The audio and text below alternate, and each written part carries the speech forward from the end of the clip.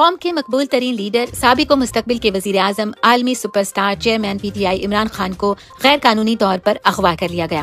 توشاخانہ case کے متعصب جج ہمایوں دلاور نے بلاخر اپنا ٹاسک پورا کر دیا۔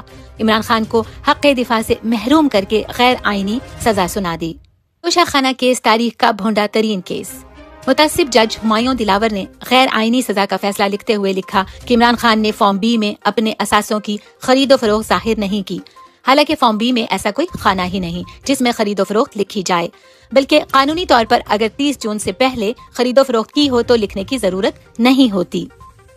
یہ فیصلہ 3 دن بھی برقرار نہیں رہ سکے گا۔ سینئر قانون دان بیرسٹر اعتزاز احسن نے ٹی وی پر گفتگو کرتے ہوئے کہا، جج دلاور نے عمران خان کے گواہان کو سنے بغیر فیصلہ دیا اور اسلام آباد ہائی کورٹ کے چیف جسٹس ان کی مکمل سہولت کاری کرتے رہے۔ یہ فیصلہ 3 دن بھی برقرار نہیں رہ سکتا۔ قوم کے لیڈر کی غیر قانونی گرفتاری پر قوم سڑکوں پر۔ چیئرمین تحریک انصاف عمران خان کی غیر قانونی گرفتاری کے خلاف اس وقت ملک کے مختلف شہروں میں پرامن احتجاج کیا جا رہا ہے۔